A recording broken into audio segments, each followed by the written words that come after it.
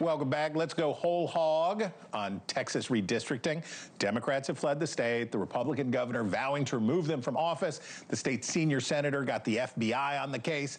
And around the country, the Lone Star State has sparked a redistricting arms race. Now, we should note that however the dust settles here, the best indicator of which party is going to control the House is going to be the president's job approval numbers 15 months from now. If President Trump is parked down around 40% or lower, the Republicans are going to lose the House no matter how they redistrict it. There's no way out of that.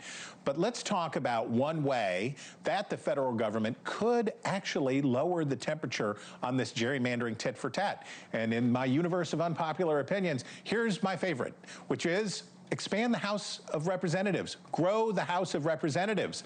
Why? Why do we want more members of Congress?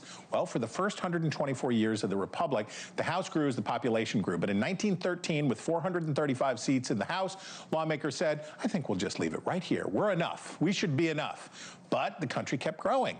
And in 1929, Congress, to protect their own selves, passed the Reapportionment Act, which capped that number in perpetuity.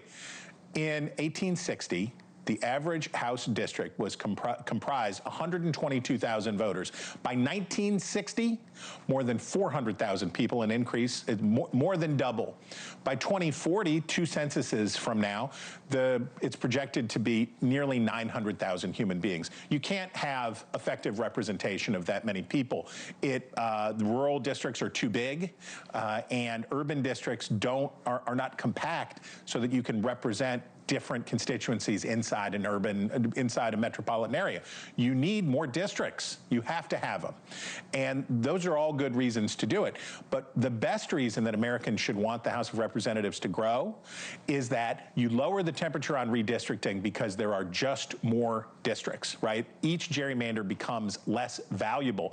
And that's super important, right? Because if there are more competitive districts, maybe more competitive districts would mean a less polarized politics. Our politics aren't just polar. We don't just have too few swing districts because our politics are polarized. Our polarized politics are also a result of having too few swing districts. Just saying, maybe we'd see fewer antics like the ones we're seeing today. Is gerrymandering from both sides. And again, I don't disagree that we should not be doing that. But you cannot simply have one side that throws nukes on a daily basis and the other side that just says, you know what, we're better than that, we're just not going to respond. Welcome back. Our best in the business panel is with us. Even still, Sabrina, the quadrennial presidential electorate is a third larger than the biennial midterm electorate. That's why Democrats feel good about next year, because they have the college-educated, affluent voters, higher propensity voters on their side. All of what the Texas Republicans are doing is giving Democrats a reason to feel like they're in the fight again. There is a substantial backlash effect that Republicans have risked with this, right? I think so, but first of all, both parties currently suffer from abysmal approval ratings. Yes. And I think if you talk to Democratic leaders, they still think that the House is theirs to lose in the upcoming midterms. And when you talk to Democratic base voters, there is actually a lot of frustration that they believe the party is never really willing to really put up a fight. So this is really a test, as you said, by Republicans to see just how much are Democrats willing to counter or push back or engage the same kind of tactics that Republicans are employing as a party. I do think this redistricting arms race across the country, though, is absolutely much more of a national issue. Yeah, it's a referendum on President Trump. It's a referendum on democracy. So, of course, there are very real implications, of course, when it comes to the map itself. Can I, if I'm riding hobby horses today, Margaret, one of mine is people talking about rigged elections. And when I hear Democrats using the language that they're using around this, and I had the chairman of the Democratic National Committee on here, and he was using this kind of language that you associate with Trump and the Republicans about it's rigged, it's rigged. And we could go back to Stacey Abrams, who laid some predicate for this. But there's a danger here, isn't there, when Democrats now are aping Trump, mimicking Trump in the way that Sabrina describes by talking about this is rigged, rigged, rigged, rigged, rigged. That's not good for our appreciation of democracy. I feel like a danger for what the United States means and trust in institutions and stuff. And I think Democrats are grappling with the data-based reality that like half of that horse at least has left the barn already, right? And so you have these massive declines in trust in every institution in America over the last 50 plus years. Gallup measures these. We're almost at the bottom. Congress is worse. It's all bad, right?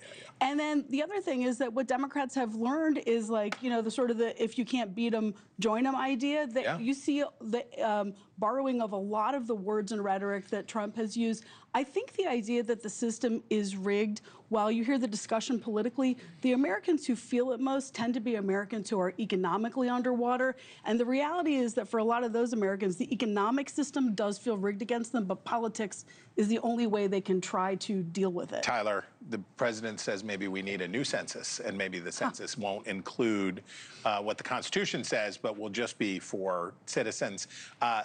This man is engaged on the midterms. He is thinking a lot about the midterms.